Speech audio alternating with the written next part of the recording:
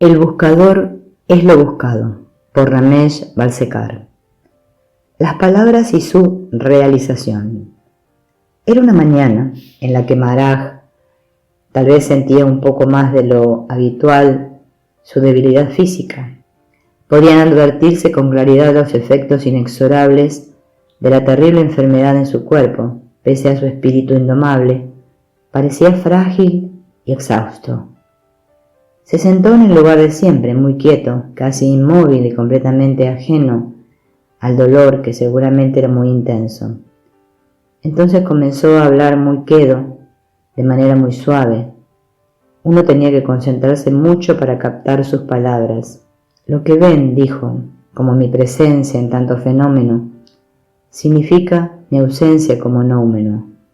Nouménicamente no puedo tener ni presencia ni ausencia, porque ambos son conceptos. El sentido de presencia es el concepto que transforma la unicidad del absoluto en la dualidad de lo relativo. Inmanifestado, soy el potencial que con la manifestación se hace actual.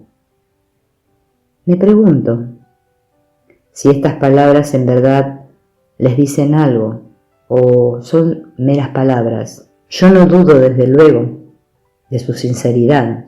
Ustedes han venido aquí, muchos desde lugares distantes, a un costo considerable, y han dedicado bastante tiempo a sentarse en el suelo, a lo cual la mayoría de ustedes no está acostumbrado, y en realidad parecen prestar atención a lo que digo.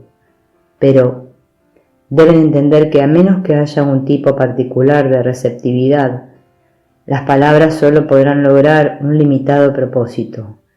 Tal vez podrían despertar su curiosidad intelectual y excitar su deseo de conocimiento, pero no revelarían su verdadero significado.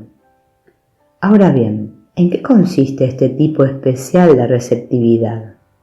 Aquí, una vez más, uno se encuentra con la limitación endémica de la comunicación mediante palabras. ¿Significaría algo para ustedes si les dijera que ustedes han venido aquí a escucharme?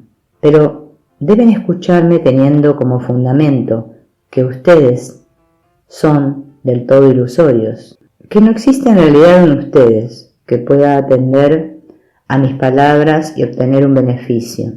En verdad, debo ir más lejos y decir que a menos que abandonen su papel como individuos que escuchan y esperan obtener algún beneficio de lo que oyen, las palabras serán tan solo sonidos vacíos. Lo que hace imposible la percepción es el hecho de que, aun cuando ustedes pueden estar dispuestos a aceptar la tesis de que todo en el universo es ilusorio, no es así cuando se trata de incluirse ustedes mismos en esta ilusión. ¿Se percatan de cuál es entonces el problema?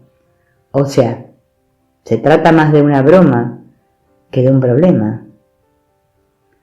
Cuando acepten, permítanme no decir si aceptan, esto como base de su atención, es decir, cuando pierdan todo interés en el oyente que desea ser un mejor individuo al escuchar estas palabras con la esperanza de esforzarse por una mejora perceptible. ¿Saben entonces qué sucederá? Entonces, en tal estado de escucha intuitiva, cuando el oyente no se inmiscuye más, las palabras muestran y dejan ver su sentido sutil y secreto que la mente abierta o en ayuno ha de comprender y apercibir con una convicción profunda e inmediata.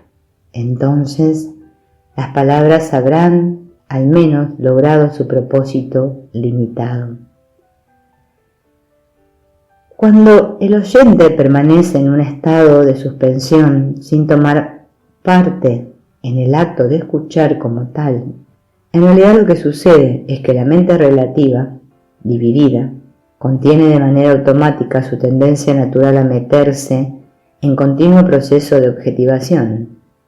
Esto le permite a la mente total estar en comunión directa con los propios actos de hablar y de escuchar y propiciar, de este modo, el yoga de las palabras, haciendo posible que las palabras entreguen su más íntimo sentido y su más sutil significado. Confusión sobre la vida y la muerte.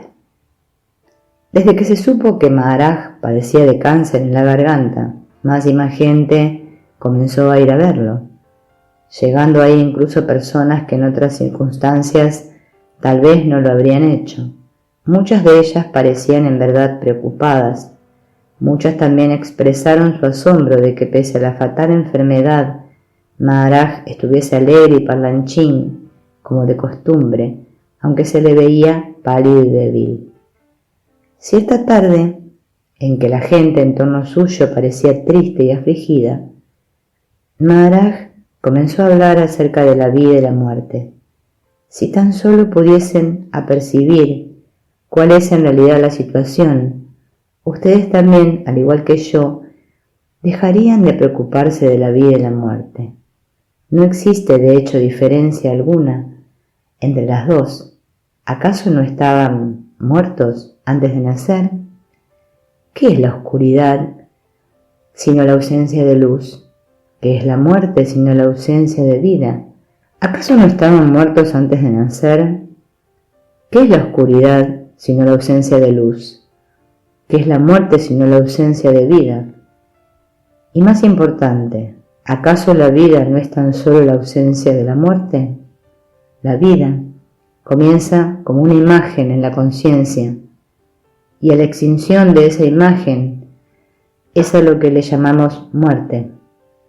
El miedo a la muerte es en realidad producto del deseo de vivir, del deseo de perpetuar nuestra identidad con la entidad ilusoria que es el yo como algo separado de tú.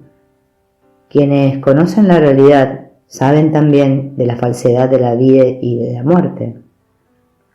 Maharaj agregó: la fuente principal de la confusión es la creencia errónea de que existe una entidad autónoma y objetiva que experimenta los sucesos a los que se denomina nacimiento y muerte y el intervalo de tiempo al que se le da el nombre de vida.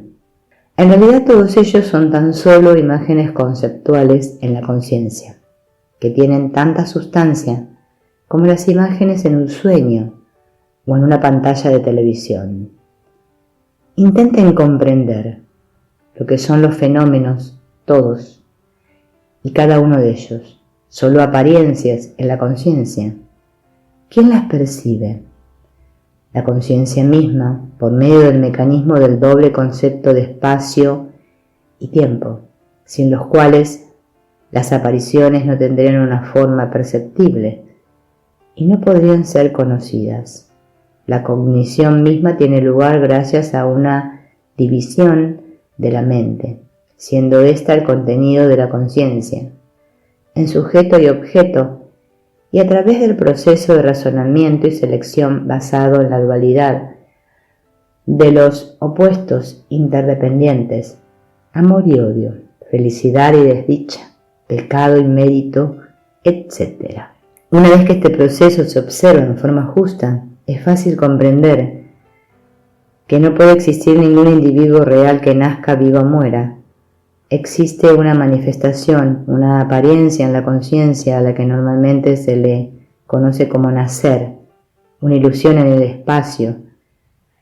Cuando esta apariencia manifestada llega a su fin, después de estar presente el tiempo que había de durar, tiene lugar otra ilusión de carácter temporal que se conoce como morir.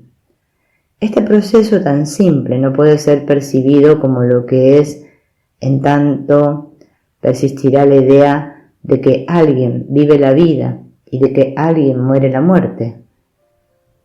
Maharaj concluyó: ese material o químico que fue concebido en el vientre de la madre que creció por sí mismo, volviéndose el cuerpo de un bebé, sigue creciendo a su límite máximo, para empezar a deteriorarse y finalmente terminar fundiéndose en el material original.